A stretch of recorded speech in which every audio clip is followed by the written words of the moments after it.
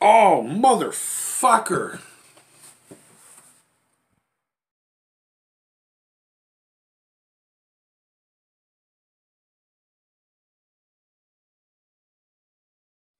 What's up, creepers and geekers? Chris, the Atari Creep. How's everyone doing today? You know, I was going to originally do this video as I was coming home from the theater, but I wanted to sit and mull on it overnight and just let it process. Because I'm not going to lie, when I walked out of the theater, the only thought I had was, And I don't know how to really interpret that. Guys, how are you doing?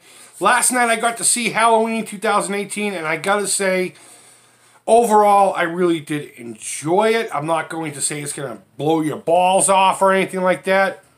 It's nothing we haven't seen before. The way I like to do these little reviews is I like to give you my general closing thoughts first and then talk about the movie. That way, in the event I screw up and say something that I probably shouldn't, you have that little cutoff. So I'm just going to talk generally about the movie at first, give you my final thoughts, and then maybe elaborate on a few more things and just expand upon it and talk about it. So I'll let you know when to cut off if you don't want to listen to any of that.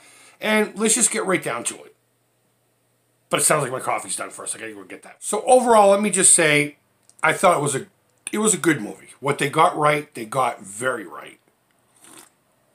Some of its shortcomings didn't take me out of the situation. And some things could have been toned down a little bit. But what they did right overshadows all of that. You're going into a slasher flick. Don't over fucking think it. You know what I mean? It's a guy in a mask with a knife. A couple of people get fucking murdered. Someone tries to defeat the killer at the end. And that's really all there is to it. How much can you really do with something like that? Shut up, computer.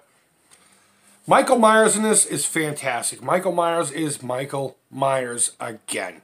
He's not from 2 on. I mean, it feels they did a great job. You could tell they focused quite a bit on Michael Myers. And we'll get into him more in my spoiler-esque part of this.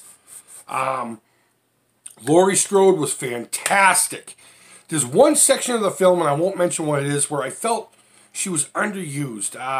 Some people, I did watch a few reviews when I got home. Some people think that there wasn't enough Laurie. And I thought about that. I'm like, well, I thought there was a decent amount of her. I mean, how much of it can you really focus on? You still need to tell the story. But there was one section in particular, I really thought she was going to be more prominent, and she really wasn't. But with me, by the time the climax kicked around, not only did I forget about that, but I was okay with it. It kind of washed it out. I think there was a missed opportunity with Laurie. But aside from that, Jamie Lee Curtis brings this 100%. An actress of her caliber could have just phoned this in. But she does hold her Halloween badge with pride. And you could tell she was taking the material extremely seriously. And she just fucking nailed it perfectly. The character, how she's written was great. And how she portrayed Laurie 40 years after her horrible night on Halloween. Great. Cinematography is kind of a bounce if you're really into that kind of deal. There's a lot of shots that you could almost say John Carpenter probably snuck on set and did. Maybe not. But you can tell that this is a gentleman who's used to directing other genre films, aside from horror. But I think you'll get that feel from it. It is done very well. And again, it's just one of those things where what was done well was done fantastic. And its shortcomings just kind of, but again, didn't take you out of it. The kills were great. There was maybe 2 in particular I thought was a little, it felt, see, now they're trying to cater to the modern audiences. But for the most part, they're done tastefully, if murder can ever be tasteful. And they were appropriate for the given situation in which they happened. There were a few that were obviously filler kills. You can tell that straight off the bat. But again, you gotta pad the runtime. You gotta satisfy the masses, junk food for the brain. But they were all done practically as far as within the setting of the story. I'm not talking about in the effects realm.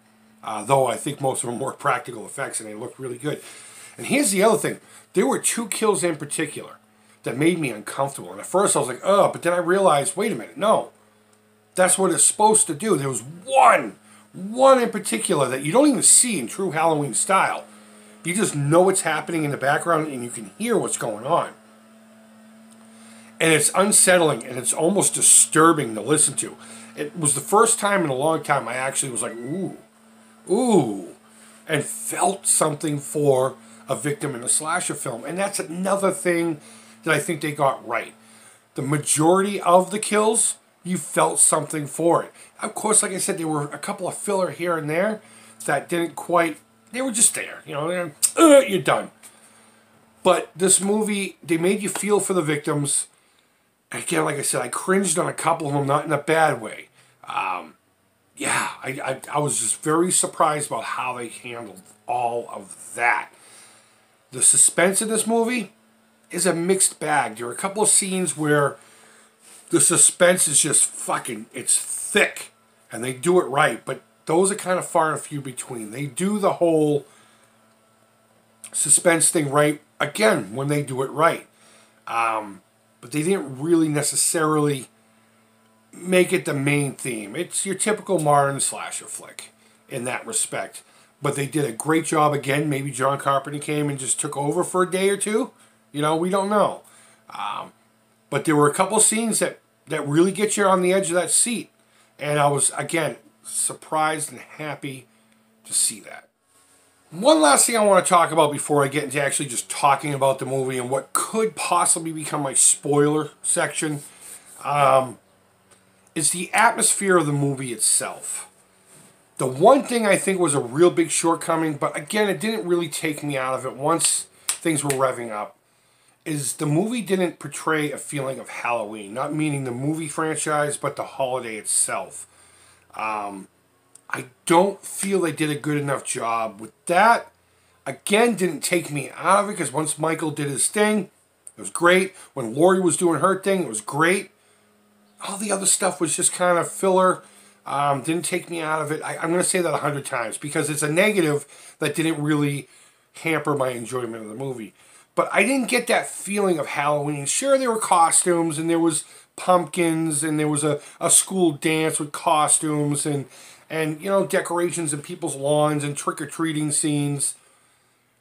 But you can lump that in there, and it doesn't mean it's gonna feel like Halloween. I mean, fuck, I could do that right now, you know? I could just put a quick costume on. Does it feel like Halloween, me doing this review? No. It's a real delicate thing. You can do it. I mean, even with modern movies, you can do it. I mean, Trick or Treat did it fantastic. And that's a must-watch every year. Maybe we'll talk about that movie sometime in the future. But this movie could have been set any time of the year. You know, Michael could have escaped on my birthday, March 8th.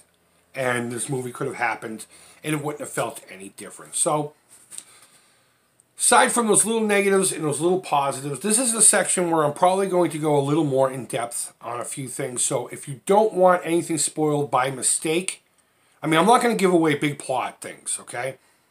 But this is where I would stop watching, go see the flick yourself, and if you feel like coming back and seeing if you agree with me, that's fine too. So the Laurie Strode character, I think, aside from Jamie Lee Curtis bringing it 100%, I think the character made sense. Here was a woman who went through something horrific 40 years ago, and she's almost Sarah Connor-like. Now, I did hear a couple of other reviewers say that, but even before I saw those reviews, I remember sitting in the theater thinking, I wonder if they pitched this as kind of like T2 with Michael Myers, you know what I mean? Here's this woman, she's been preparing for everything. Her house is just loaded to the hilt with booby traps, security devices, lights, weapons, and everyone around her thinks she's fucking crazy. And then you got her daughter and her granddaughter who kind of get mixed up in the whole thing. Going back to I think there were just too many people involved. If maybe just the daughter was there or just the grandmother, it probably would have fattened the story a little bit and thinned out the bullshit. Michael Myers, oh my God. This is an area where I think a lot of people are going to hate me, okay?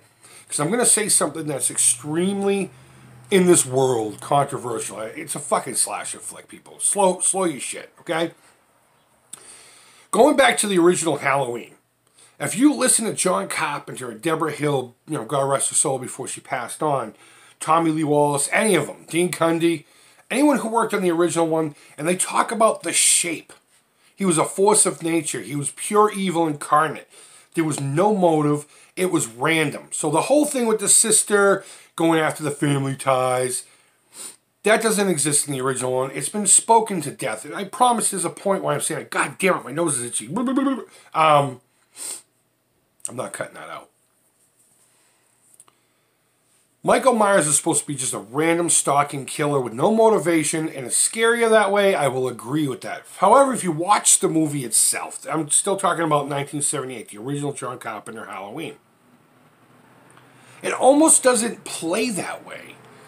If you watch it, I mean, there's like 3 scenes in particular that's famous as hell, where Michael's stalking Laurie, you know, at the school, in her backyard, behind that bush. He's following these people, and it's almost like there's a method to it.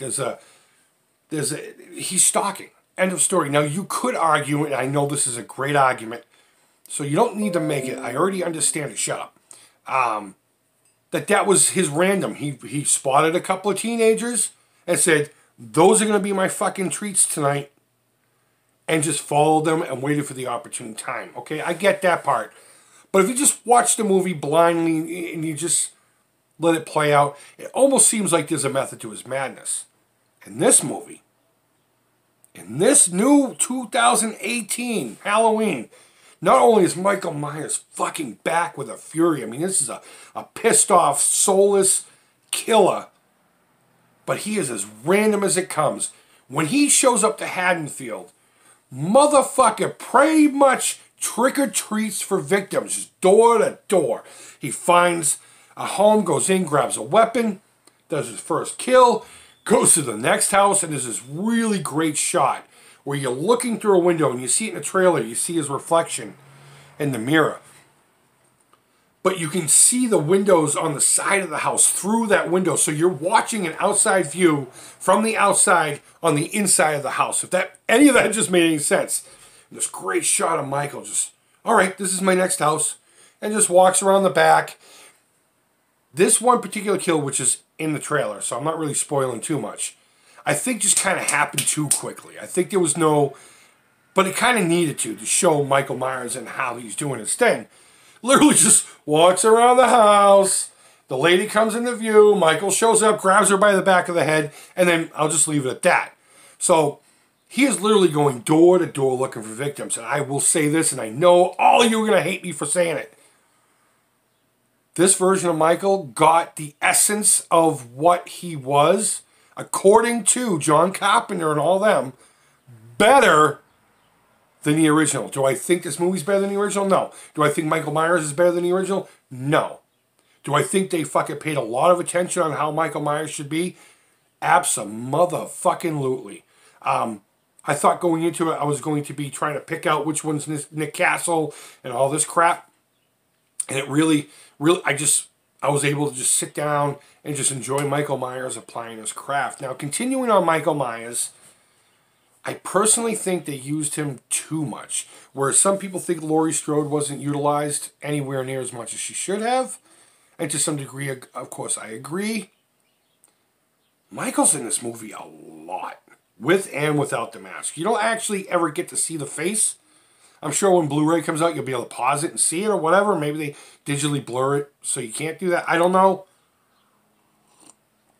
But he's in this fucking movie a lot more than I would have anticipated. And that kind of jarred me a little bit. It kind of took the whole stalking killer thing and made it go away. Now, again, 40 years later, maybe that's the direction you need to go. But it would have been nice to have him more in the shadows. Now, they did do the whole in the shadows thing. They did that amazingly. And there's a couple of really great shots with Michael that were extremely suspenseful and were done 100% correct. Again, maybe John Carpenter came in. Maybe they just said this would have been John Carpenter's shot. Like this one with floodlights that kept turning on and off. I'm not going to go any more. I'm not going to go any more into it. They did a great job with Michael. I just wish he'd been lessened a little bit. Another issue I have with it, which isn't, again, a jarring thing, is going back to too many people. The trailers focused on this couple that were investigative reporters. I guess they're vloggers or bloggers or something like that. And they're trying to get you know, 40 years later and still no one knows what the fuck Michael's deal was. They think they're going to be the great fucking saviors of the world and figure out the information. So they go to the hospital and they meet with Mike. Then they go to Laurie Strode's house and try to talk to her for a little bit. And though their characters were great, and they were kind of killed off in true fashion, after they were killed off, it kind of felt more like, here's the exposition queen and king. Now let's just kill them off now that we got all that out of the way for the people who may not have seen the original or anything else from there on. I'm not saying that they weren't utilized correctly. I'm not saying they didn't deserve to be in the movie, character-wise, because I felt it did drive the plot a little bit and got it going. Because if it wasn't really for them, a lot of things wouldn't have happened. But I felt after they were killed off, and one of their deaths was another one that made me uncomfortable, and I was like, God damn, that poor person. I'm not going to say who it was. But it was an emotional death, and not like that was sad, but you just felt bad for him. But I felt they were a little weird. I don't know. There's just something about those characters. It was almost like it was one movie, and then boom, they're gone, and then Halloween starts. So take that for what you will. And that's really that. This is the last thing I'm going to talk about before, again, giving you my final thoughts, even though I've already given them to you in the beginning. There is an attempt at a twist. I'm not going to mention anything really more about it, aside from, at first I thought, oh, this is dumb, but the more I thought about it, I thought, you know what? That's fucking interesting. And it's gone. As soon as I thought, you know what, this could be an interesting, nice turn of events, and I can't wait to see what they do with this at the end. And within, it's just as quick as it came, it was gone. It was something that could have been explored a little further into the movie. It would have harkened back to something else that happened later on in the sequels that do not exist anymore, and something that was a big letdown for a lot of fans that never got explored. And I thought maybe they would take a more natural approach to it, and it would have made for an interesting story should they go forth with this. But they killed it off just as soon as they could. So, again, take that for what you need to take it for. So overall, guys, I really enjoyed Halloween 2018. Do I think it's a fucking blockbuster? No. Do I think it's going to knock your balls off? No. No. I think if you go in there if you go in there pure and just enjoy it, I think the few things that are wrong with it, you can overlook. The things that are not wrong with it, you will enjoy 100%. And that's honestly really there is to it. Now, one more thing about this movie. I was going into this movie and I left this movie with one thought in mind. Give me one good hurrah and then fucking end it there. Just end it there. And I hope to God that's what they do. I hope they leave Michael Myers in the fucking grave, meaning as a franchise. This was just a one, let's get one out and then go home. I hope they do that. I hope they just leave it with this. And that's it. So guys, if you've seen it, let me know down in the comments below what you thought. Go ahead and throw up on me about that whole Michael, the idea being better than part one.